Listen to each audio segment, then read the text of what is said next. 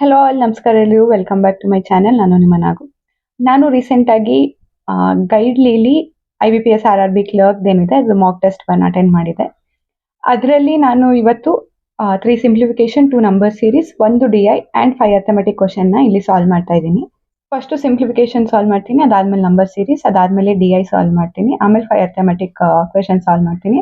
ಈ ವಿಡಿಯೋ ಎಂಡಲ್ಲಿ ಆ ಮಾಕಲ್ಲಿ ನನಗೆ ಎಷ್ಟು ಸ್ಕೋರ್ ಬಂದಿತ್ತು, ನಾನು ಏನು ಮಿಸ್ಟೇಕ್ಸ್ ಮಾಡಿದ್ದೆ ಅನ್ನೋದನ್ನು ಹೇಳ್ತೀನಿ.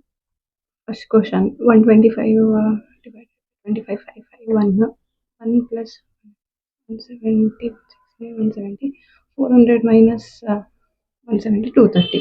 ಸೊ ಇವಾಗ ಎಲ್ಲನೂ ಬರೆದು ಮಾಡ್ಬೇಕಂತ ಇಲ್ಲ, ನಾವು ಬರೀ ಬಾಯಲ್ಲೇನೆ ಕ್ವಶನ್ ನೋಡಿ ಸಾಲ್ವ್ ಮಾಡೋ ಥರ ಇರುತ್ತೆ. ಇದು ಹಾಗೇನೆ 230 ಅಂತ ಬಂತು.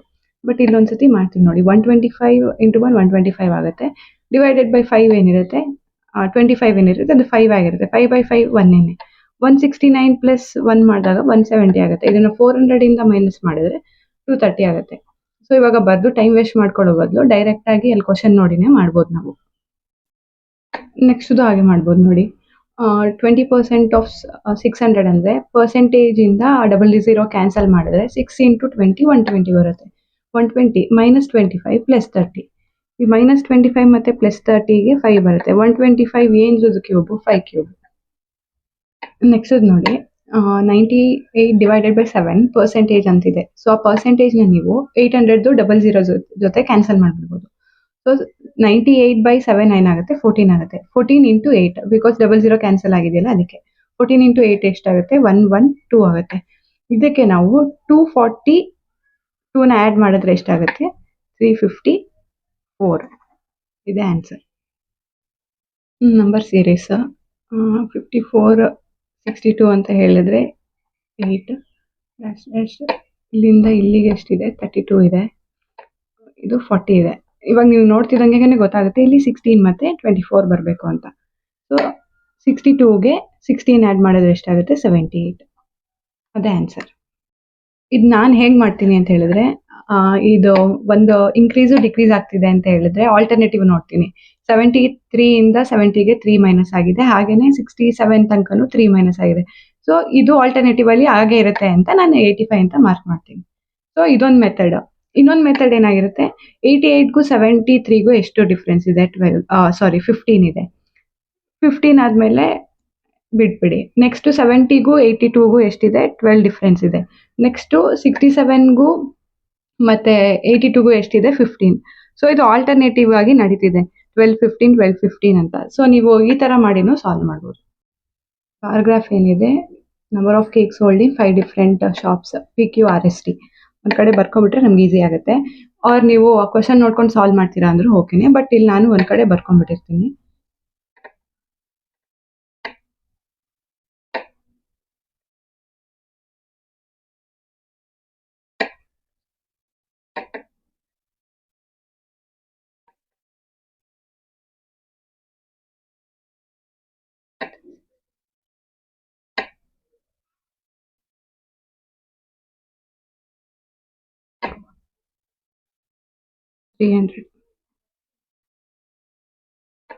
ಮೊದಲನೇ ಕ್ವಶನ್ ಸಾಲ್ವ್ ಮಾಡೋಣ. The total number of cake sold in shop U is 32% more than T. ಈ Tಗಿಂತ 32% ಮೋರ್ ಅಂತೆ. 32 ಇಂಟು 3 ಎಷ್ಟಾಗುತ್ತೆ 96 ಆಗುತ್ತೆ. So answer 396. ಇದು ನನಗೆ ಗೊತ್ತಿರೋದ್ರಿಂದ ನಾನು ಡೈರೆಕ್ಟಾಗಿ ಹಿಂಗೆ ಮಾಡ್ಬಿಡ್ತೀನಿ ಅಷ್ಟೇ. 96 ಜಾಸ್ತಿ ಆಗಿರುತ್ತೆ ಅಂತ. ಇದು ಹೇಗೆ ಹೇಳಿದ್ದಾರೆ ಅಂತ ಹೇಳಿದ್ರೆ 300 ಇಂಟು 132% ಅಂತ ಮಾಡ್ಬೋದು, 32% ಅಂತ ಮಾಡಿ 300ಗೆ ಅದನ್ನು ಆ್ಯಡ್ ಮಾಡ್ಬೋದು. Divide by 100. ಇದು ಕ್ಯಾನ್ಸಲ್ ಆದಾಗ ಎಷ್ಟು ಬರುತ್ತೆ 2 6 9 3. ಆರ್ ನೀವು ಹಿಂಗೂ ಮಾಡ್ಬೋದು, 300 ಇಂಟು 32% ಅಂತ ಮಾಡಿದಾಗ 00 ಕ್ಯಾನ್ಸಲ್ ಆಗುತ್ತೆ 96 ಆಗುತ್ತೆ. ಇದನ್ನು 300ಗೆ ಆ್ಯಡ್ ಮಾಡ್ಬೋದು. In shop the ratio bit on the ratio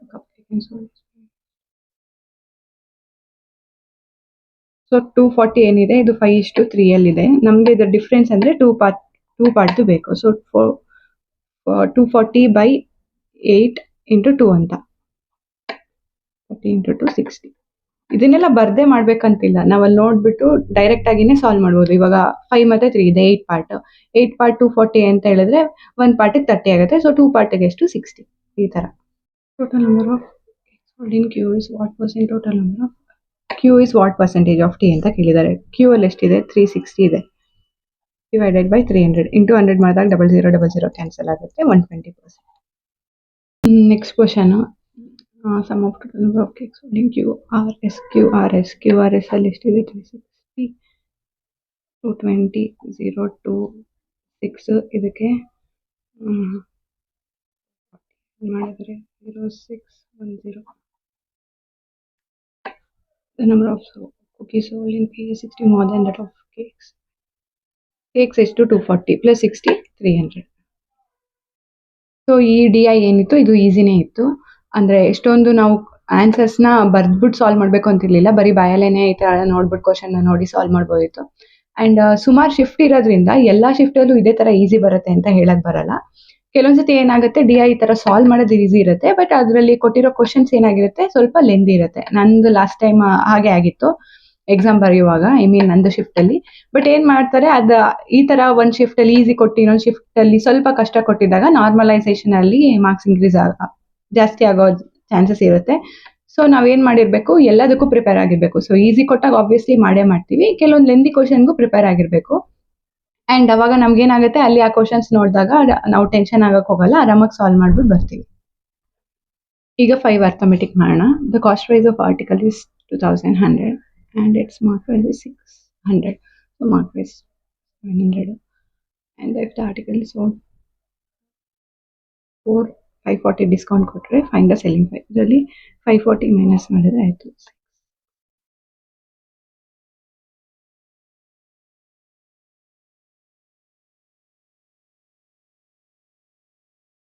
milk ಇದೆ, ವಾಟರ್ ಇದೆ. The quantity of milk is 84. So ಇದು 84 ಮೈನಸ್ ಮಾಡಿದ್ರೆ 64 ಇದಾಗಿರುತ್ತೆ.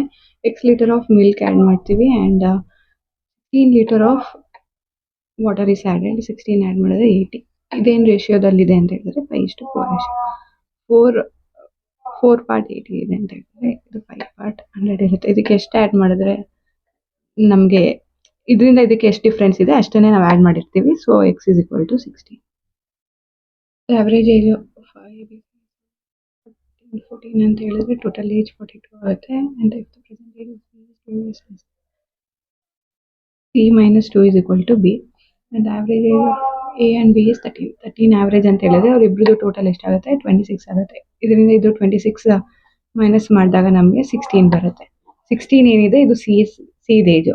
ನಮ್ಗೆ ಏನು ಮಾಡಿದ್ದಾರೆ find the present age of B present age ಕೇಳಿದ್ದಾರೆ. 16 ಮೈನಸ್ 2 ಏನು 14 ಬಿದು present age. The inlet pipe can fill a tank in 24 hours. The is a tank in ಇದೆರಡು LCM ಏನು 48 ಏನೇ. 2 part efficiency 1 part efficiency. Question ಏನು ಕೇಳಿದ್ದಾರೆ what is the time taken by outlet pipe to empty. Outlet pipe to empty is equal to 48 hours.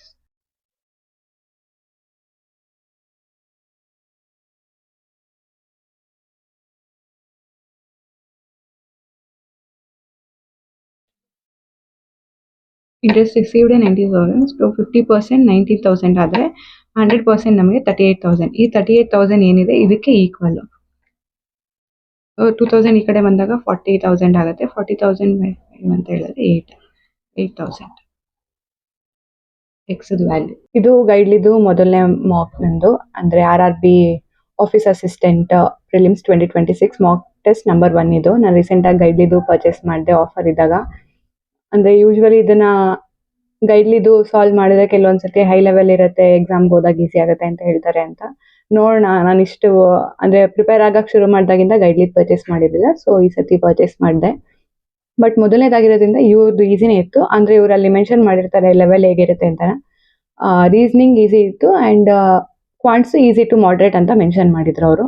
ನಂದು attempts ಬಂದು 76 ಆಗಿತ್ತು and ನಾನು ರೀಸನಿಂಗಲ್ಲಿ 40ಗೆ 40 ಅಟೆಂಪ್ಟ್ ಮಾಡಿದೆ. ಬಟ್ 37 ಕರೆಕ್ಟ್ ಆಗಿದೆ, 3 ತಪ್ಪಾಗಿದೆ. ಆ್ಯಂಡ್ ಕ್ವಾಂಟ್ಸ್ ಏನಿದೆ ಅದು 36 ಅಟೆಂಡ್ ಮಾಡಿದೆ, 36 ಕರೆಕ್ಟ್ ಆಗಿದೆ. ಸೊ ನಂದು ಟೋಟಲ್ ಸ್ಕೋರ್ ಬಂದು 72.25. ನಂದು ಯೂಶ್ವಲಿ ಅದೇನೆ ರೀಸನಿಂಗ್ ಏನಾಗುತ್ತೆ ಅಂತ ಹೇಳಿದ್ರೆ ಎಲ್ಲ ಅಟೆಂಡ್ ಮಾಡಿರ್ತೀನಿ, ಕೆಲವೊಂದು ಸತಿ ಮಿಸ್ಟೇಕ್ಸ್ ಮಾಡಿಬಿಟ್ಟಿರ್ತೀನಿ. ಕ್ವಾಂಟ್ಸ್ ಎಲ್ಲ ಅಟೆಂಡ್ ಮಾಡೋಕ್ಕಾಗದೇ ಇದ್ರೂ ಆಲ್ಮೋಸ್ಟ್ ಎಲ್ಲ ಕರೆಕ್ಟಾಗೇ ಮಾಡಿರ್ತೀನಿ. ಈ ಸತಿ ಎಲ್ಲನೂ ಕರೆಕ್ಟ್ ಆಗಿದೆ. ಸೇಫ್ ಸ್ಕೋರ್ ರೇಂಜ್ ಅಂತ ತೋರಿಸ್ತಾರೆ 65, ನನ್ನ ಮಾರ್ಕ್ಸ್ ಇಷ್ಟು. ಆ್ಯಂಡ್ ಇದು ರ್ಯಾಂಕು, ಇದು ಪರ್ಸೆಂಟೇಜ್ 89 ಬಂದಿದೆ. ಅಂದರೆ ನಾನು 76 ಕರೆಕ್ಟ್ ಮಾಡಿದರೆ ಪರವಾಗಿಲ್ಲ, ಚೆನ್ನಾಗಾಗಿರೋದು. ಆ್ಯಂಡ್ ನಾನು ಟೈಮ್ ವೇಸ್ಟ್ ಮಾಡಿರೋದು 5 ಮಿನಿಟ್ಸ್. ಅಂದರೆ ಇದು ತಪ್ಪುದು ಸೇರಿಸಿ ಆ್ಯಂಡ್ ಕೆಲವೊಂದು ಆನ್ಸರ್ ಮಾಡಿರಲ್ವಲ್ಲ ಅಂಥದ್ದನ್ನು ಸೇರಿಸಿರ್ತಾರೆ.